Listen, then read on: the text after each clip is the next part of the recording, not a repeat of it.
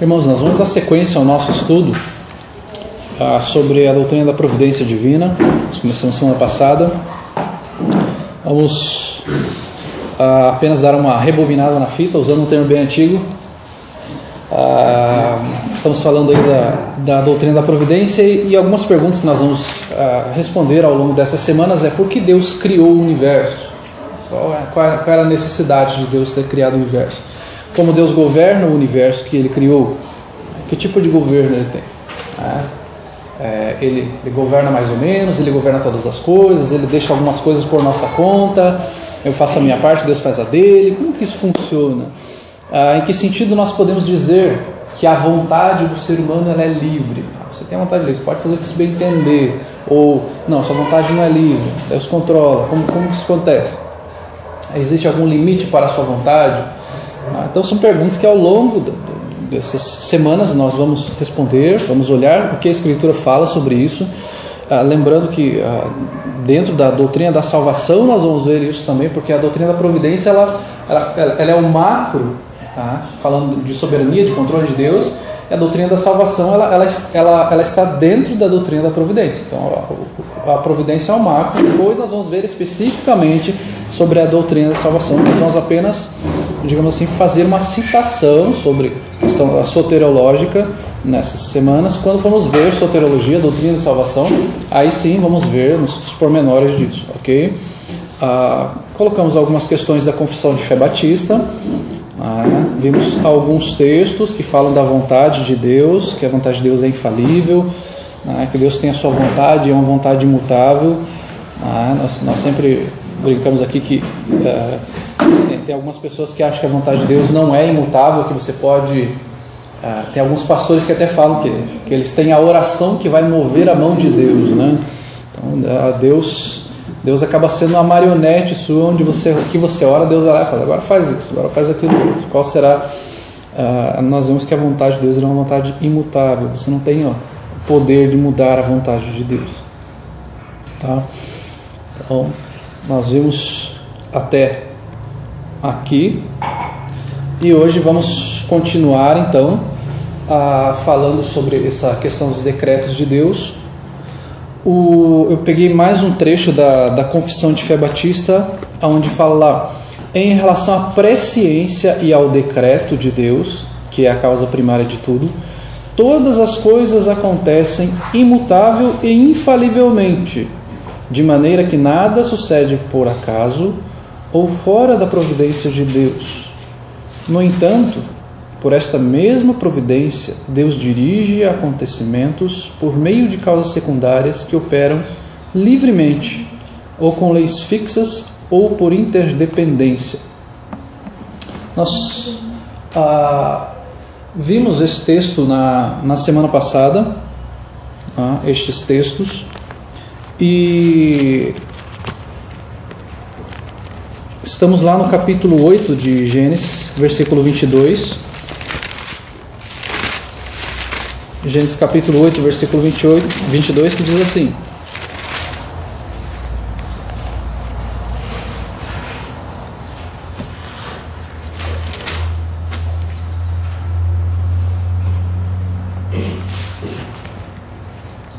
enquanto durar a terra, não deixará de haver sementeira e ceifa, frio e calor, verão e inverno, dia e noite. Cristiano, dá uma pausa aqui, faz favor. Vou escandalizar. Lá tá variando, né? Tá variando aqui, tá tremendo as bases. Ainda bem que eu já passei dessa fase, eu não ia conseguir pregar mais, gente. Deixava no seminário que a gente tinha que pregar para os colegas. Nossa, era muito cruel. Que todo mundo estava no seminário. Era isso você falar legal. Mais convertia. Eu não sabe, verdade. Ninguém se convertia. Só olhava os nossos defeitos, qualidade nenhuma. Começava assim, a mensagem foi muito edificante, mas você errou isso. E sempre falta uma vírgula. O jeito que você fala, o jeito que você gesticula. Pegar para os professores, para os teus alunos. Isso é cruel. Aqui tá. Bonitinho. Você quer fazer entrar de novo? Porque... Pode ficar certo. Uhum.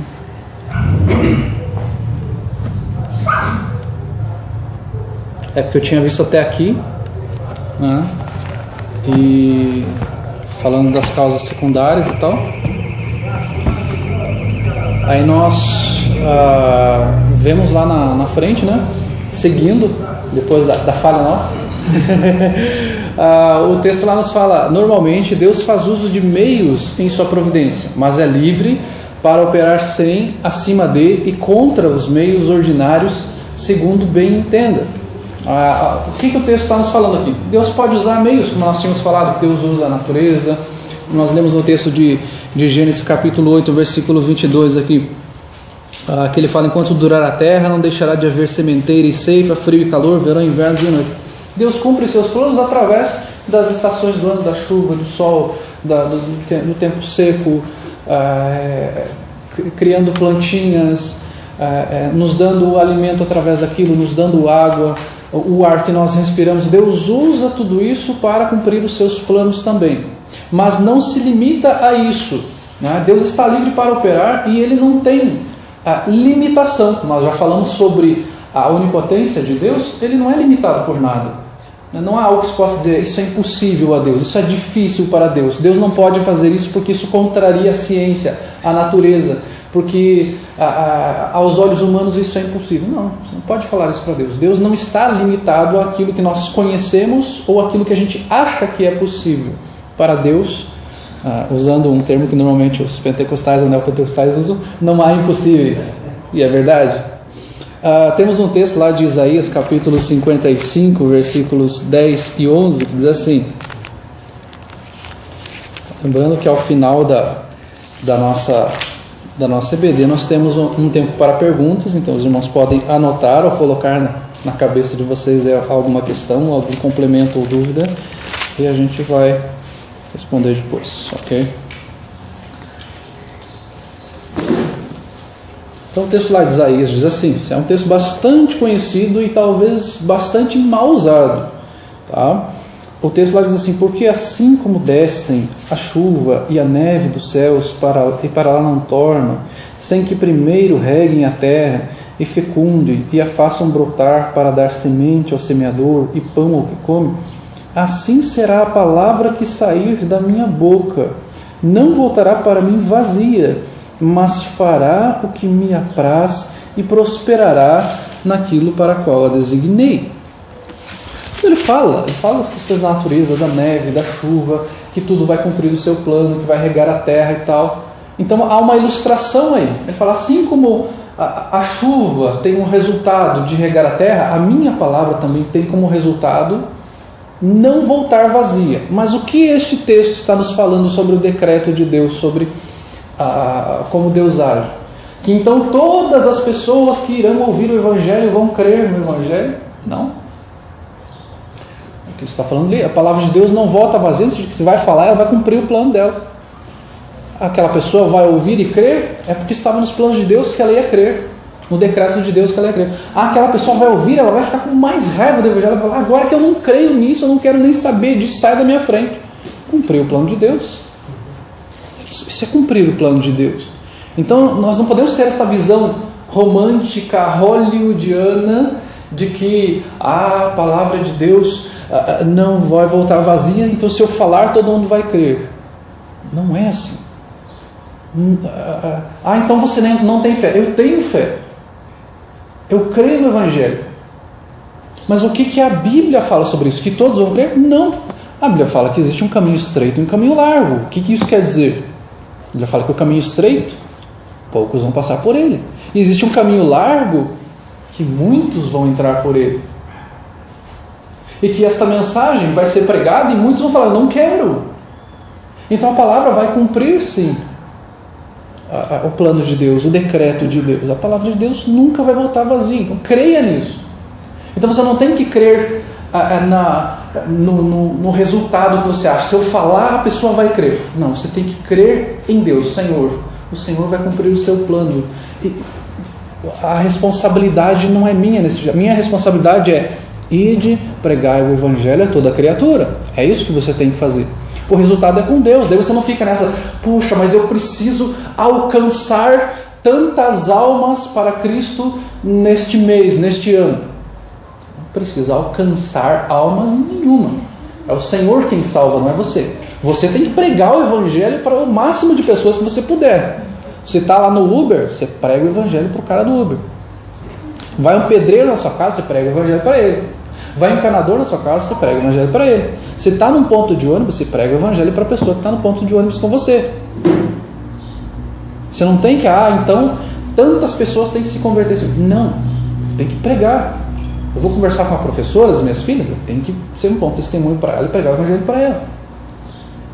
Então nós precisamos compreender esta questão da providência de Deus, de que Ele tem o controle das coisas.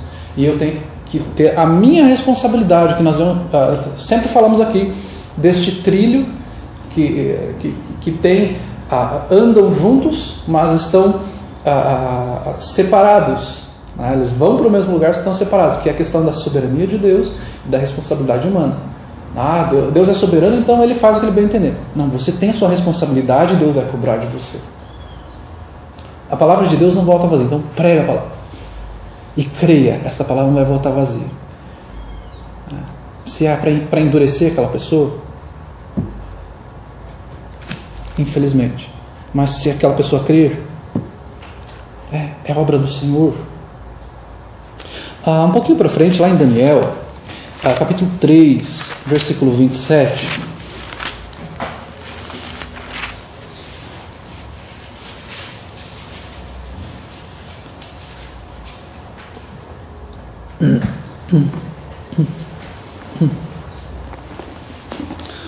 O contexto aqui são daqueles 3 rapazes, Sadraque, Mesaque e Abednego, que não quiseram se dobrar diante da estátua de Nabucodonosor. Eles são chamados perante Nabucodonosor, não se dobram perante a estátua. Ele manda colocar aquela fogueira lá 7 vezes mais quente. Ele fala, ele dá toda aquela coisa, quem não se dobrar diante da estátua depois do som da citra, da pífaro, tal, de todos aqueles instrumentos, vai ser jogado na fornalha. E eles são jogados lá então, tanto que eles são jogados lá e os soldados que vão levá-los morrem lá só de chegar perto daquela fogueira lá. E no versículo 27 ele fala que ajuntaram-se os sátrapas, os prefeitos, os governadores, conselheiros do rei, e viram que o fogo não teve poder algum sobre os corpos destes homens, nem foram chamuscados os cabelos da sua cabeça, nem os seus mantos se mudaram, nem o cheiro do fogo passaram sobre eles. Ora, Deus age, Deus está livre para agir de acordo com a sua vontade, Ele não está preso às limitações do que nós temos aqui. Você toma aquele banho gostoso, coloca perfuminho, aí você vai lá fora e tem um bendito vizinho que está colocando fogo. Pegou o mato lá, está seco o mato, ele colocou fogo, e você já estou cheirando fumaça. Você sabe, você pode passar com o vidro fechado no carro, você passa numa rua aí, tem fumaça, você vai ficar cheirando, então o carro vai ficar cheirando fumaça.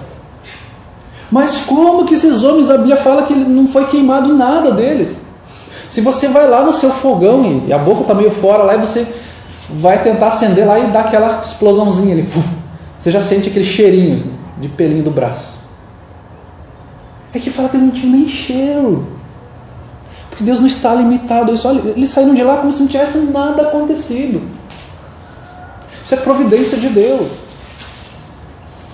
Quantas pessoas nós já vimos também que foram curadas, onde o médico chega e falou, isso é impossível, essa pessoa vai morrer.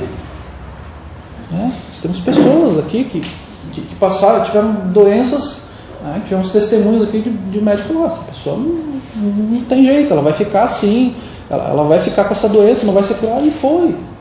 E o médico falou, eu não sei explicar. Pela medicina, pela ciência, não tem explicação alguma. Porque pela medicina, o desenvolvimento natural disso era a morte desta pessoa. Ou era ela ficar com alguma deficiência, e Deus curou. a providência de Deus. Deus pode qualquer coisa. Deus não está limitado à medicina, à ciência. Você pode ir lá, de acordo com a ciência, de acordo com a medicina, não tem mais o que fazer. Mas Deus não está preso a isso. Nós cremos num Deus onipotente, num Deus que providencia e não está limitado nestas questões. E Ele cuida do seu povo e preserva o seu povo. Aqui era uma forma de Deus preservar o seu povo. Havia um remanescente ali, os únicos que não se dobraram diante da estátua de Nabucodonosor. Deus preserva o seu povo. Deus cuida do seu povo. Um pouquinho para frente ainda, texto de Oséias, capítulo 1, versículo 7.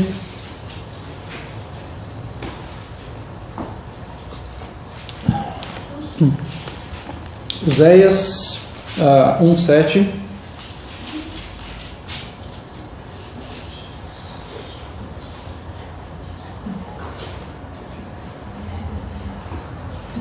O texto lá nos diz assim: porém, da casa de Judá me compadecerei e os salvarei pelo Senhor seu Deus, pois não os salvarei pelo arco, nem pela espada, nem pela guerra, nem pelos cavalos, nem pelos cavaleiros.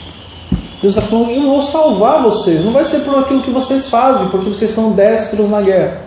Aqui o contexto vocês conhecem a história do rei Senaqueribe, que estava tentando invadir Israel lá, e era um rei super poderoso, e ele ameaçando e tenta invadir Israel, e Deus manda ali uma praga que mata 150, 160 mil soldados.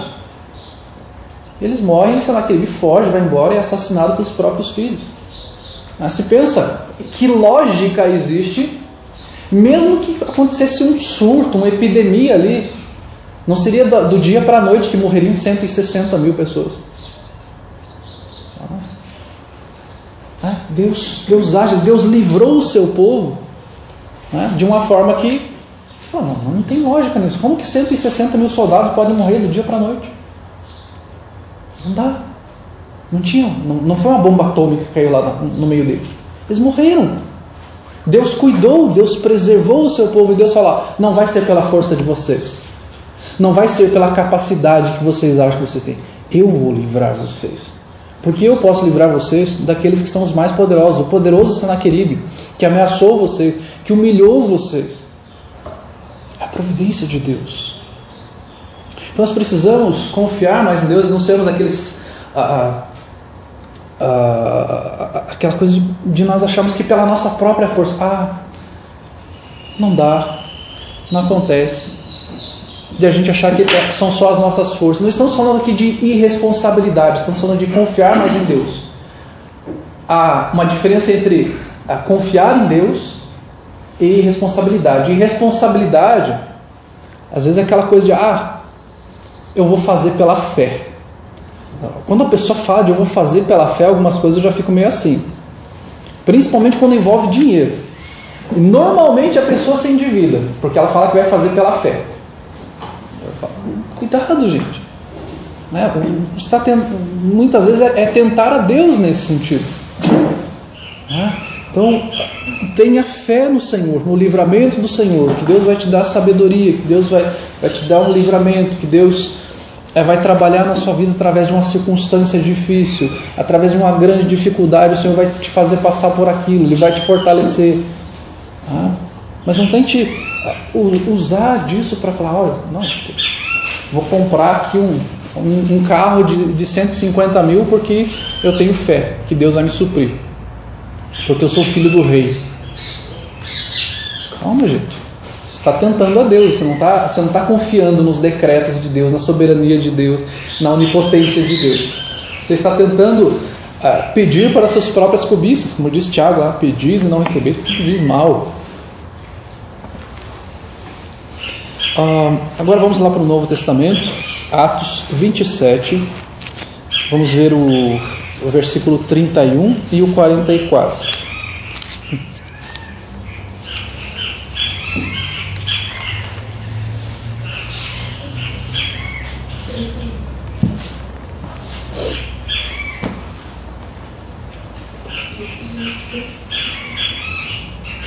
Atos 27, versículos 31 e 44. Diz assim: disse Paulo ao centurião e aos soldados: se estes não permanecerem a bordo, vós não podereis salvar-vos. Aqui lembrando da história, Paulo estava no navio lá, o navio está prestes a naufragar, e ali eles estão, aqueles que estavam guardando o navio estavam pensando: vamos abandonar o navio, vamos deixar os presos aí. E Paulo fala: se vocês saírem, ninguém vai sobreviver.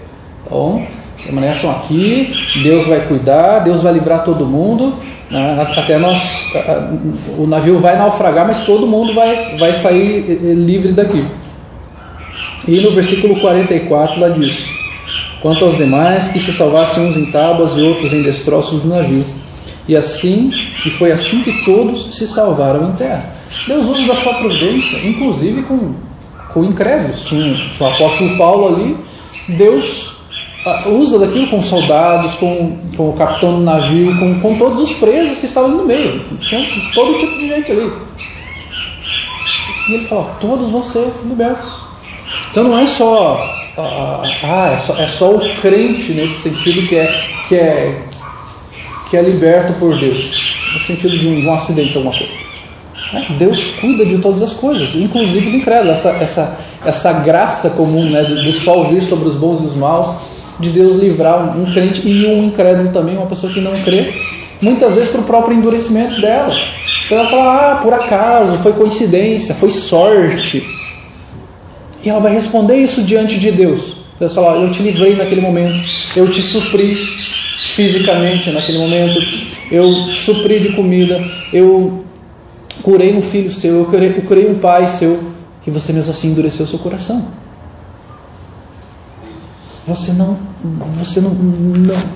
Você ficou cada vez mais duro. Vai responder diante de Deus. Então Deus atua em todas as áreas. Nós não podemos ter aquela ideia de Deus abençoa só seus filhos. Deus abençoa especialmente os seus filhos com salvação. Nós temos algo que não se pode comprar, que não se pode, as outras pessoas não vão ter. Mas nós não podemos achar: nós somos supridos fisicamente, Deus nos livra apenas os crentes, Deus dá prosperidade apenas aos crentes. Não é assim, não é? Deus cumpre os seus planos, inclusive na vida dos incrédulos. Vamos seguir ainda Romanos capítulo 4, versículo 19 ao 21.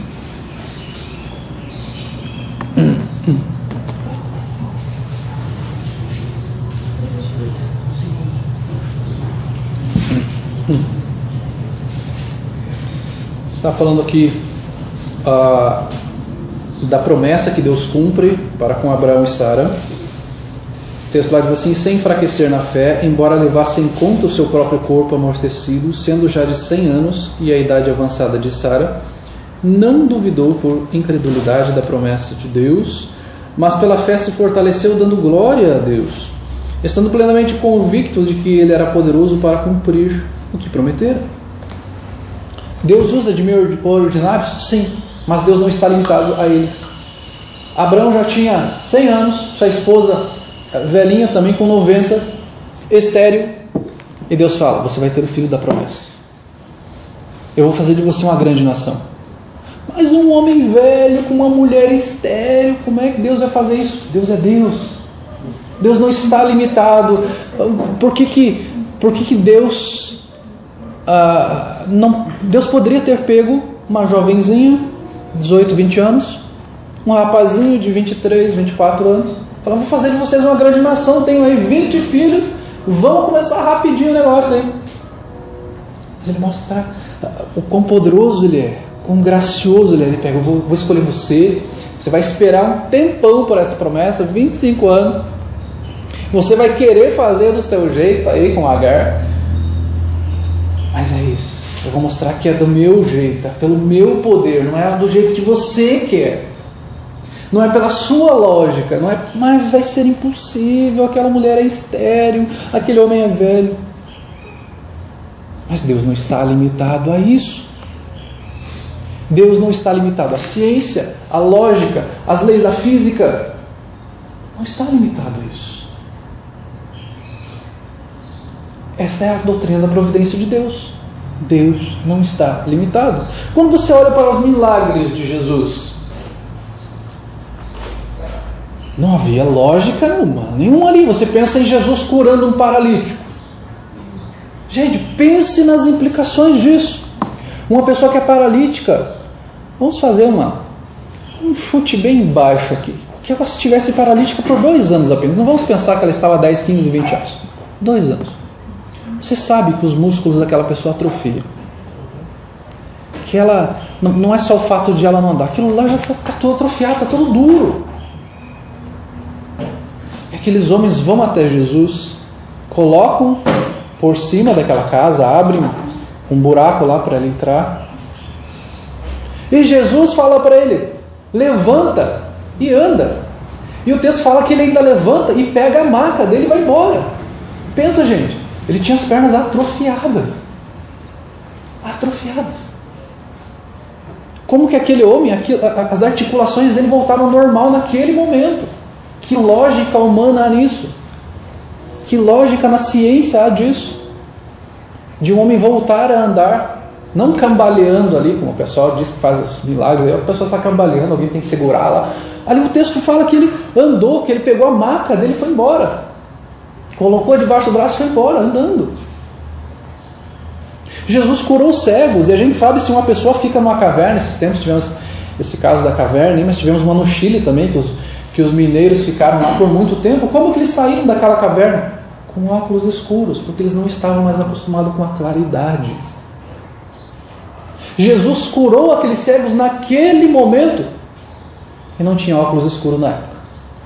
Não tinha chapinha de raio-x para eles ficarem ali para não aparecer muito sol. A gente sabe que o sol naqueles lugares não é muito suave, não. Eles saíram enxergando, não precisaram de óculos escuros, ficar passando colírio. Eles enxergaram na hora. Que lógica há de Jesus andar por sobre as águas, transformar água em vinho, acalmar a tempestade, multiplicar pães. Ele não pegou um pedacinho de cada um e deu para cada um. O texto fala que as pessoas estavam com fome. Eles não fizeram junto a panela, eles pegaram aqueles pãezinhos, aqueles peixes. E o Senhor multiplicou. Que lógica há nisso? Que lógica? Porque Ele é o Deus da providência. Ele usa dos seus próprios meios e não está limitado àquilo que nós achamos ser possível. Ele é o Deus dos impossíveis. Ele é o Deus da providência. Tem coisas que os nossos filhos pedem para a gente falar: olha, infelizmente não dá, não tem dinheiro, não tem tempo. Mas tudo é possível a Deus. Confie no Senhor. Nós cremos no Senhor da glória, no Deus Todo-Poderoso. Ele é Senhor de todas as circunstâncias. Ele é Senhor da história. A história não está nas suas mãos, nas minhas mãos. Ele é o Senhor da história. Quem dá os rumos da história é Ele. Não sou eu nem você. Nós somos servos do Rei. Então, quando você se coloca diante de Deus, se coloque diante de Deus como um servo diante do Rei. O que temos feito em oração, muitas vezes, o que a gente vê é pessoas se colocando como se elas fossem senhores de todas as coisas e pedindo como se Deus tem que me dar isso, como crianças mimadas, de se o Senhor não me der, eu vou me jogar no chão, gritar, sapatear e vou sair de casa. Não vou mais para a igreja. E não estou falando aqui de pentecostais e não pentecostais, de pessoas que se dizem cristãos tradicionais, que falam assim: estou passando por dificuldades que acho que não vou mais para a igreja, acho que vou mudar de igreja. Não é? Como times de futebol, que o time começa a perder, eu vou trocar de técnico. Tem crente que pensa assim: Deus, estou na igreja ali, estou passando por dificuldade, vou trocar de igreja. Deus é Senhor da história e das circunstâncias. Deus tem os seus planos. Não tente resolver por si próprio. Mas aquele pastor tem oração forte. Mas aquele pastor isso, aquilo outro. Deus, confie em Deus. Não confie em pastores. Então Deus tem o controle de todas as coisas.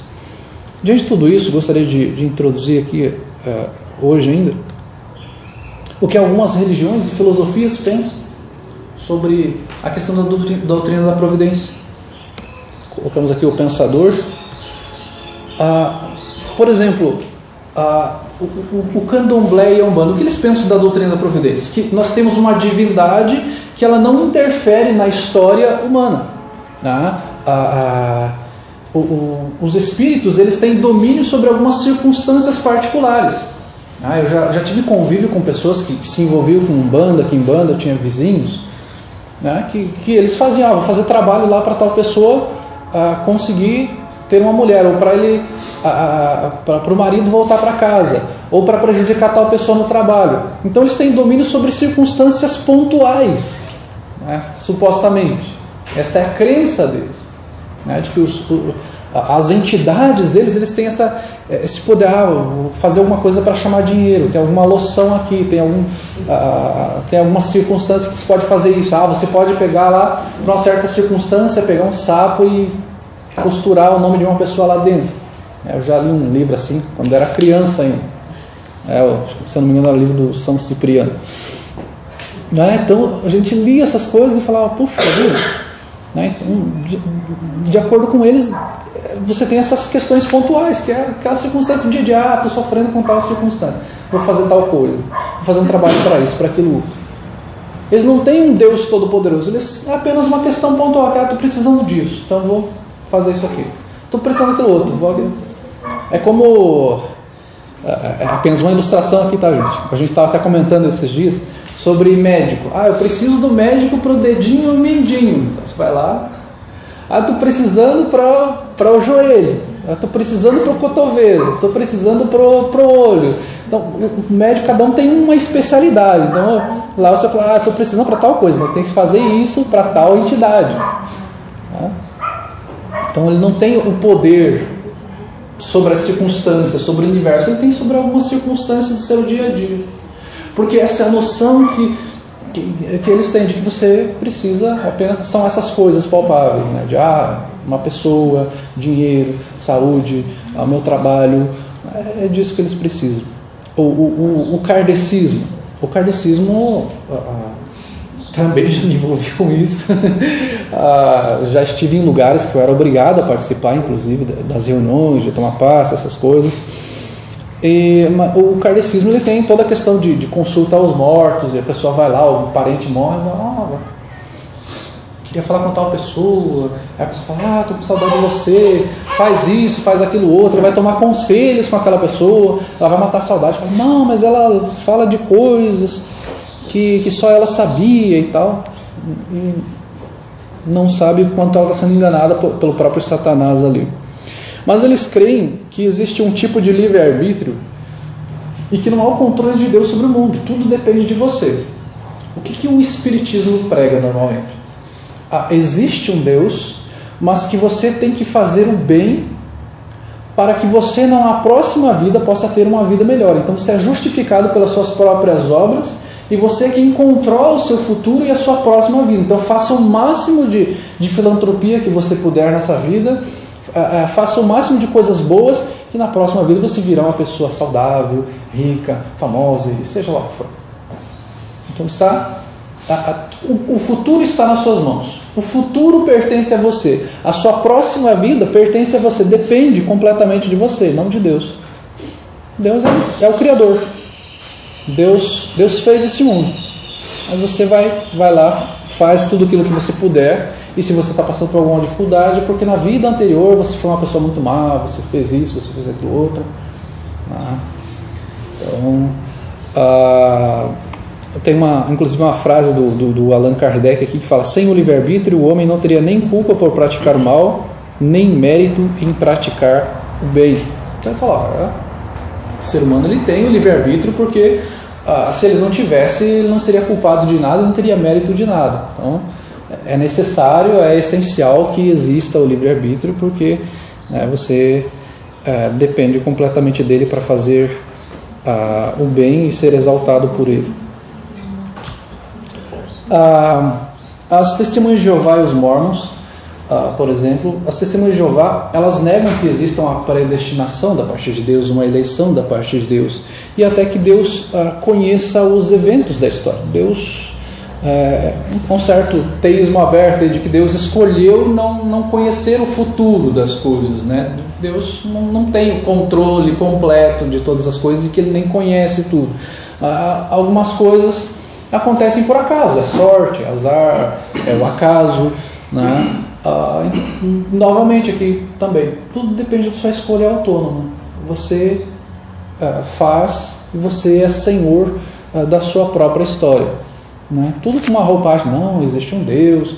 Se vocês forem perceber, a maioria das religiões vai falar, não, eu creio num Deus que é soberano, num Deus que pode todas as coisas, mas no fim das contas, quando eles vão aplicar a doutrina deles, aí é a questão. Ele fala, não, mas depende de você, é você quem vai fazer.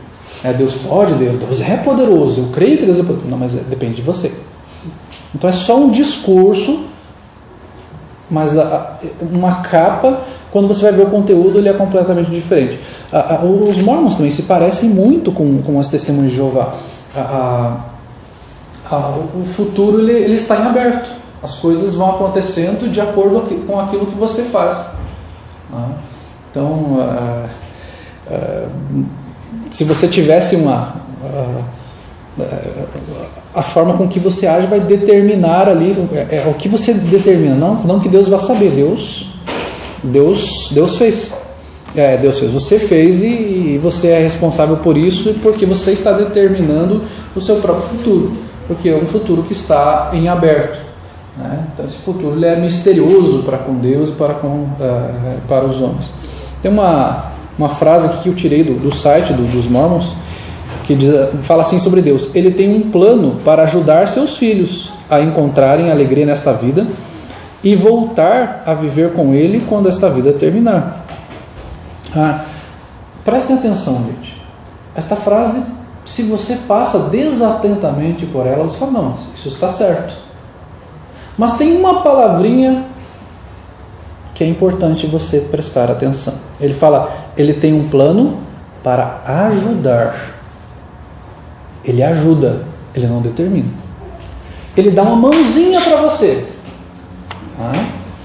Ele vai ali e te dá um empurrãozinho, mas ele não é senhor. Ele só, como se ele dá uma direção, ele fala, é melhor por aqui, eu aconselho você por aqui, mas ele não determina nada. Ele está olhando ali, mas ele é como aquele dono de um cão ali, que ele pega e vai jogando uma raçãozinha para ver se o cachorro vai por ali. Se ele vê alguma coisa mais atraente, ele fala, não, vem aqui que eu tenho uma ração, mas tem alguém que jogou um pedaço de carne lá. Então Deus ele só dá uma ajudinha, não tem todo o poder, ele dá um empurrãozinho. Perceba como isso pode ser sutil. Você fala, não, mas está certo, ele tem um plano para ajudar os seus filhos a encontrar a alegria e voltar a viver com Ele quando esta vida terminar. Ele ajuda, ele só ajuda. Ele não conduz, ele não governa, ele não está à frente de todas as coisas, tendo controle sobre todas as coisas. Ele apenas ajuda, um ajudante. Ele é um facilitador para você. Então, você não fez a sua parte. Você precisa ajudar Deus. Deus não pode fazer tudo por você. E não estamos falando aqui de você ficar sentado esperando milagre. Nós estamos falando no sentido dessa questão aqui é a coisa de você usar isso para achar que você tem que fazer uma parte para que os planos de Deus sejam cumpridos, no sentido de que algo faz parte do plano de Deus. Deus é quem tem o governo de todas as coisas e você vai cumprir a sua responsabilidade, como nós falamos aqui, de pregar o Evangelho, de orar. Essa é a sua responsabilidade. Mas você não vai mover os planos de Deus, você não vai fazer a mão de Deus mudar de lugar, você não vai mudar os propósitos de Deus. Não. Ou Deus é apenas um facilitador. Não, Ele não é um facilitador. Ele é quem conduz a igreja, Ele é quem salva, Ele é quem nos dá sabedoria, é Ele quem nos capacita. Ele não é apenas um facilitador. Ele cuida de nós, preserva o seu povo. Confie no Senhor. Confie na sua provisão. Confie que Ele liberta. Confie que Ele salva. Não é a sua capacidade. Não é o seu querer. Então você olha para uma circunstância que muitas vezes é difícil, é uma luta, mas o Senhor tem os seus planos. Você olha para um problema de saúde que você tem, mas eu não gostaria de ser curado disso, Senhor. E eu já orei tanto. Mas o Senhor não cura.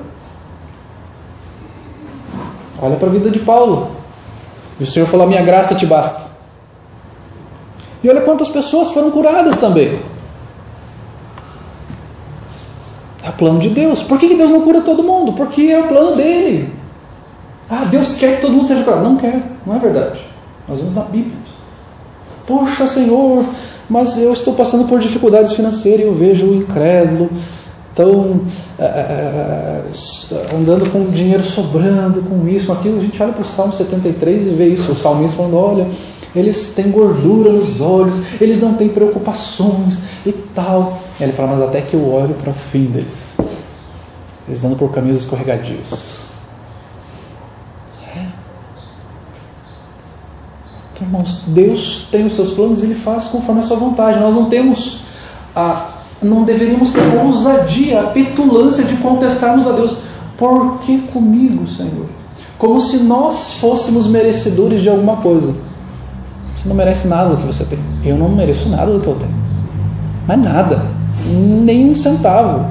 Nem um tijolinho que tem na minha casa. Nem nada. Nós temos muito mais do que nós precisamos. Merecemos. Nós não merecemos nada.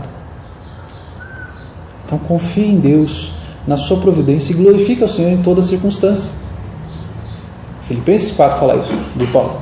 Ele aprendeu a viver contente em toda e qualquer circunstância. Não é? Ele aprendeu a viver bem na fartura ou na fome. Não é? Que ele pôde ser exaltado e humilhado. Aí nós temos o texto famoso: tudo posso naquele que me fortalece. Em todas as circunstâncias. Não é? Na fome ou na fartura. Quando era exaltado, quando era humilhado. O Senhor me fortalece em qualquer uma delas. O Senhor está comigo em todo momento. Ele é Senhor em todo momento. Estou passando dificuldades? Ele é Senhor. Ah, como Deus é bom. Me deu mais recursos. Me deu saúde. Verdade. Você está doente? Deus continua sendo bom. Deus continua sendo o Senhor da história. Você teve uma perda? Deus continua sendo bom. E a sua misericórdia dura para sempre. Deus curou miraculosamente uma pessoa? Deus é bom. Sua misericórdia dura para sempre. Não muda. Deus não muda. Nós mudamos. Nós podemos ser gratos ou ingratos. Isso pode ser usado para a nossa piedade ser aumentada ou para nós demonstrarmos quão pecador nós somos e o nosso coração é iníquo. Deus nos faça confiar mais e mais na sua providência. Vamos orar, daí nós abrimos.